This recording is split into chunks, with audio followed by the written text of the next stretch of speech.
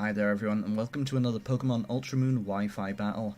Actually, this is not a Wi-Fi battle, this is a link battle that we had in person at the Bristol Regional Tournament in England. And as you can see, it is a battle royale. There I am with my Regirock, Galvantula and Togekiss, and my opponents here bringing some pretty solid mons, except for maybe the Pikachu hat. But yes, pretty fun, let's see how it goes. Battle Royale is certainly not a format that I'm that versed in, but it is fairly interesting. It's a shame that the whole battle ends as soon as the first person runs out of Pokemon. They should have kept it going with the option to opt out once all your Pokemon are gone. But yes, first comes Kyle, sending in an Incineroar. Next we have me, bringing out my lovely Galvantula named Portia. Out comes that Ash Hat Pikachu, and out comes Tsurugi. That's not a name I'm familiar with, but of course Aegislash, a Pokemon everyone is familiar with. And with the Battle Royale, we all must target each other, and the last person with, the person who gets the most wins when the battle ends due to someone running out of Pokemon is the winner. So let's see how this goes. Of course, the Aegislash goes for King Shield, getting up, hoping to lower the attack of anything targeting it. But that lovely Incineroar targets the Pikachu, and that allows me to get up my Sticky Web, which makes me quite happy. Pikachu flinches and takes over half health with that fake out. Very unfortunate for it, as they decide to switch out into their own Incineroar. Incineroar, of course, being a very powerful Pokemon. And the Intimidates taking their sweet time, intimidating everyone one by one. But I let loose with Thunder. And I actually decided to target the Incineroar here, believing that it would target the Aegislash. However, we see that it actually targeted me, which is unfortunate because that Aegislash is nice and clean sat over there now.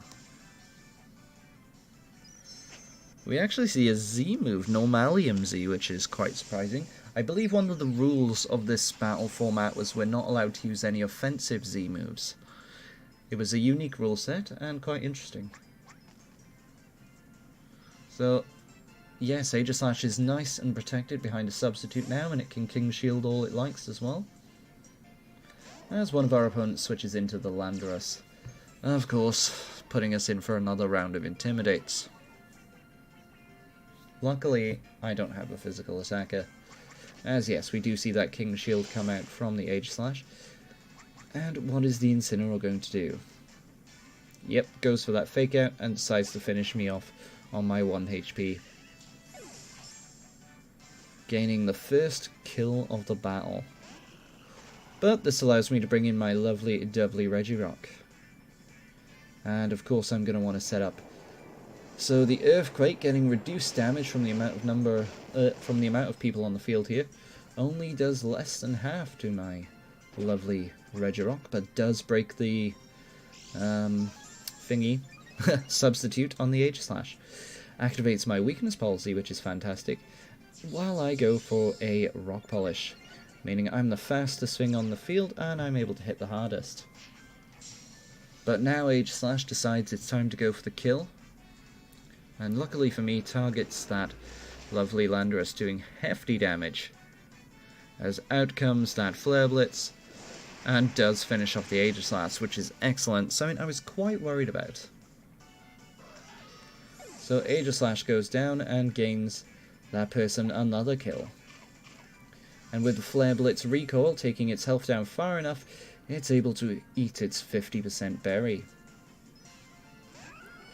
So out comes the Gastrodon, and looking at that thing, that is certainly probably going to be the one who causes the most problems to my Regirock. Yep, one opponent decides to switch back out and bring in Pikachu. Not sure what Pikachu plans to do here, but I guess they didn't want their Landorus to... no, they're... ooh, I go for the Rock Slide, but it does miss that damn Slug, which I needed it to hit. My Rock Slide does hit both other opponents though, netting me 2 kills at once, which is always fantastic. As out comes Earth Power, but luckily it was targeting the Pikachu and not me. As in comes Incineroar, and in comes Incineroar. Lucky for me, I have the ability Clear Body, so I'm not affected by any Intimidates. As we see the Intimidate go off, and take its sweet time intimidating everyone. Followed by another Intimidate. Yay! Well, if Battle Royals are going to be in the next gen, I certainly hope they find a way to quicken all this up. But yes, the biggest threat to me right now is that Gastrodon, so I'm going to try hurting it.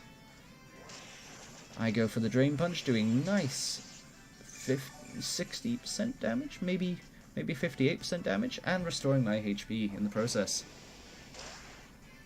Luckily, we didn't get faked out by either of those Incineroar. I assume the first one did try to go for fake out, but was fully paralyzed.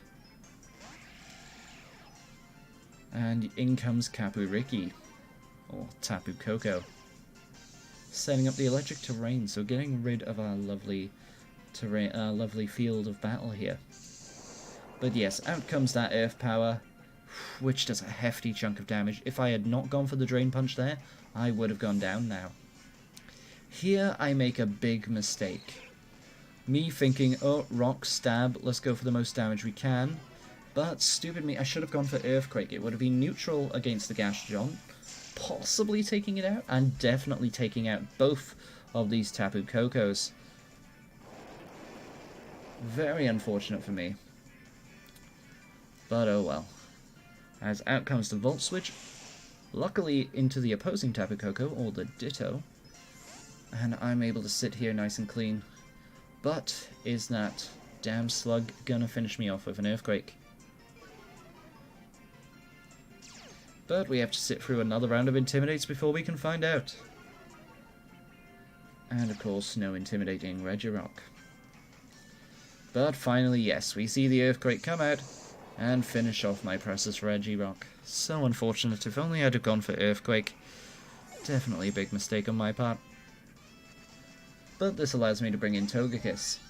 I don't think Togekiss will be able to do enough damage here, but I'm gonna go for my spread attack anyway. With that Tapu Koko on the field, I don't really have time to set up. Or the Ditto Koko. But, unfortunately, I could have actually set up. Because, yeah, with the electric terrain gone, we see I actually live a hit quite nicely. And if I'd have gone for a nasty plot, I could have done crazy damage on the next turn. As I'm only doing very minimal damage here. Do take out the Ditto though, so that netted me another win. But all those wins aren't going to mean much if I do not live.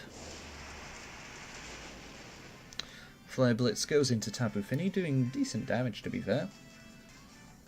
But Togekiss's days are numbered.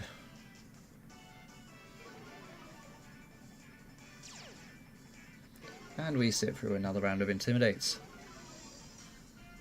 So now, I'm going to continue going for my Dazzling Gleam, hoping it'll be enough. And lucky... oh no, actually I decided to go for the Aura Sphere into the Fuego here, netting myself another kill, which is fantastic. And Tapu Fini flinches, which is great for me. Allows me to stay up another turn, but out comes another Kapuriki or Tapu Koko, so now I'm in trouble again. That thing targets me and I go down, and we see it as a physical Tapu Koko, because that's a physical move that the Ditto used against us. I do finish off the Incineroar here, but it's not enough to finish off the Fini, unfortunately. As Fini gets lowered into its berry range, and is able to restore all of its lovely HP. And I wish that he targeted the Fini, but no, he targeted me. Meaning I've gone down. So, despite all my wins, I cannot win now because I have no Pokemon left. And out comes Muddy Water from the Tapu Fini, and finishes off Kapuriki or Tapu Koko, netting our opponent Yuki the win. But still, quite an unusual but fun battle. Shame I didn't go for Earthquake that turn. I wonder how differently things would have gone. Anyway, thanks for watching, hope you enjoyed.